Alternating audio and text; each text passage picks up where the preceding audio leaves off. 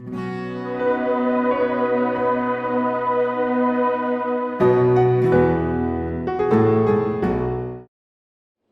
we have the next question from the mic over the other side?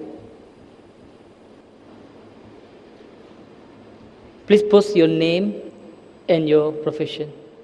A very good evening, Doctor. My name is Reva, and I'm a psychology student as well. The 9/11 question was from my sister.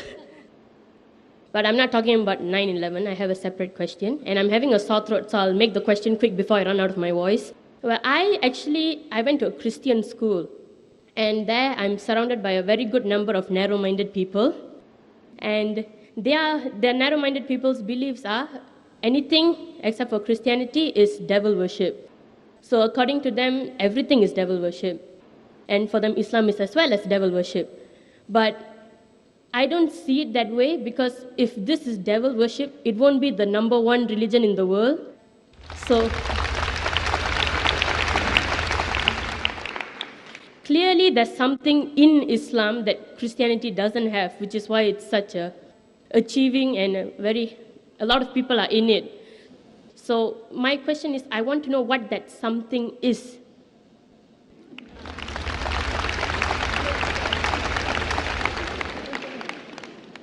Sister asked the question that she went to a Christian school, she was surrounded by Christians who she calls narrow-minded. Here you're surrounded with broad-minded people, mashallah. So she says that Christianity says everything besides Christianity is devil worship. But she says that Islam is the fastest growing religion, maximum followers.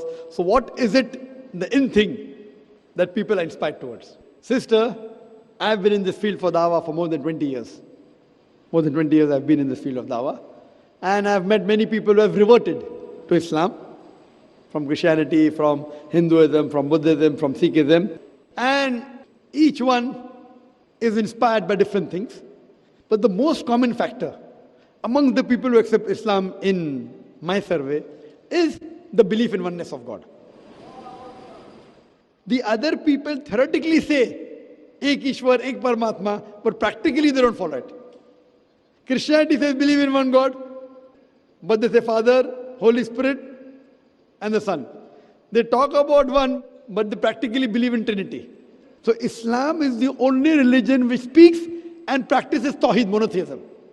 So this inspires a person about the one true God unity.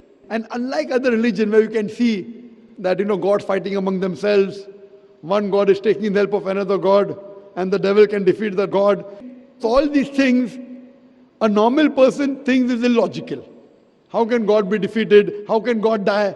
In some religions, God dies also. So if God dies, then who rules the world? So when you see all these things logically, people normally blindly follow. These blind beliefs are not there in Islam. Therefore, Quran says that, do you not understand? This is for men of understanding. Even in my talk I said that God Almighty made the heavens and the earth and made in colors and languages. Verily, it's a sign for those who understand. Quran is a book which convinces the logic.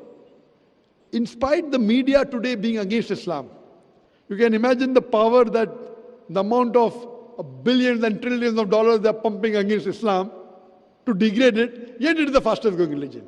So that's a miracle.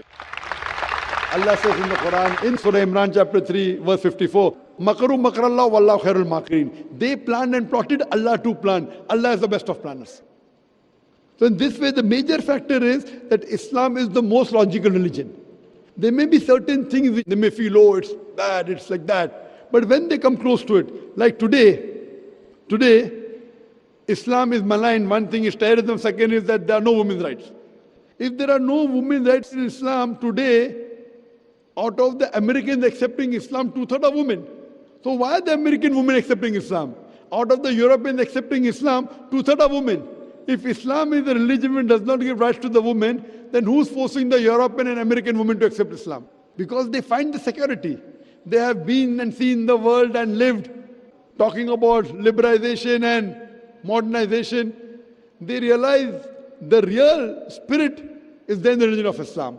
So when they really practice, some people may really get inspired, okay, because there's hijab, I want to accept Islam. Some people only hear the azan and they accept Islam. So people have different things, but the main thing, the core factor is the Tawheed.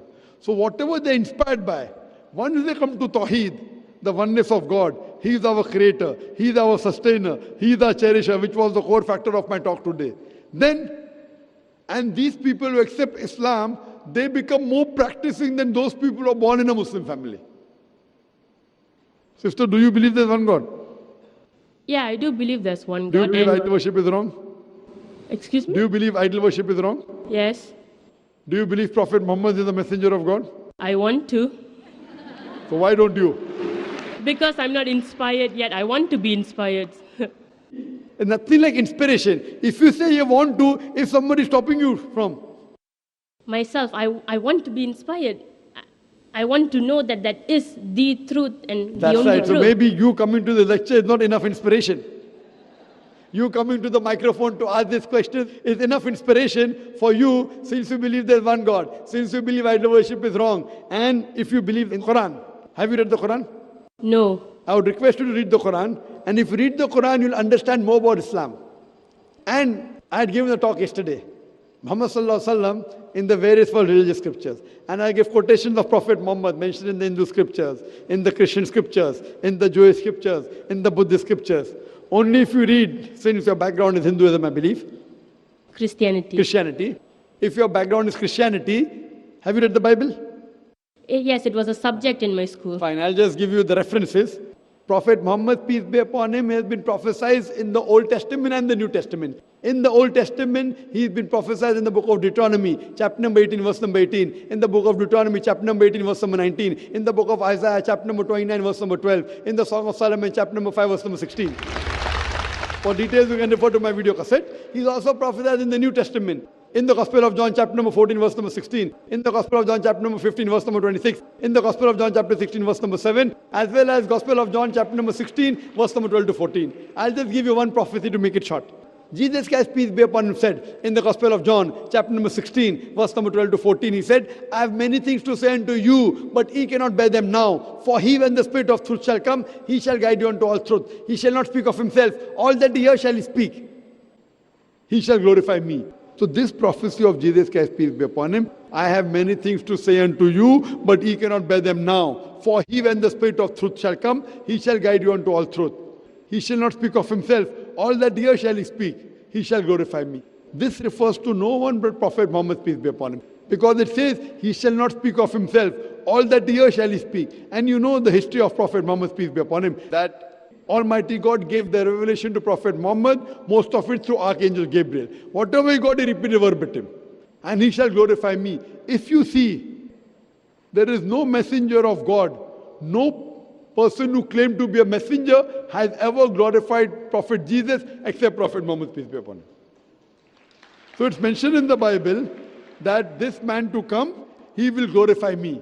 And all the other references I gave you, it is pointing out to the coming of the last and final messenger, Prophet Muhammad, peace be upon him. And even the Quran says, it's mentioned in the Quran in Surah Saf, chapter number 61, verse number 6, that Jesus Christ, peace be upon him, was sent as a messenger to the Bani Israel, to children of Israel, to the Jews. And he said, I give you glad tidings of a messenger to come whose name shall be Ahmad. And Ahmad is the second name of Prophet Muhammad, peace be upon him. Prophet Muhammad, peace be upon him, is not prophesied only in the Bible, Old and New Testament. He's even prophesied in the Vedas, in the Puranas, in the Hindu scriptures, in the Parsi scriptures, in the Buddhist scriptures. As I was saying earlier, that even though the scriptures have been changed, even if the scriptures have been manipulated, yet there are remnants in the verses of that scripture about the oneness of God, that's Tawheed, and about Prophet Muhammad being the last and final messenger. Now, Doctor, since that I've never actually read the Quran, may I humbly request that can I have a translated version of the Holy Quran? So, inshallah, I'd request my wife to hand over a translation of the Quran. She will, inshallah, hand over the translation. And I request you that please read the translation. And inshallah, if you have any question, you can either ask to a local Dawah organization, or you can ask to Islamic Information Services, or you can write to us, email, it's a global village. You can send the email to islam@irf.net. irf.net. It's the short form for the organization Islamic Research Foundation. And inshallah, we'll try our level best to clarify your doubts. Hope that answers the question. Thank you, Doctor. You're welcome.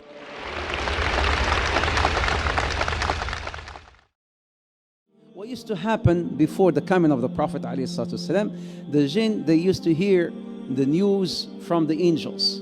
So basically when the Prophet ﷺ came, his message, the jinn could no longer hear what was happening on the news from the heavens. So this group of jinns, Nusaybin, they were roaming around and they heard our beloved Prophet Muhammad sallallahu alaihi wasallam reciting the Quran.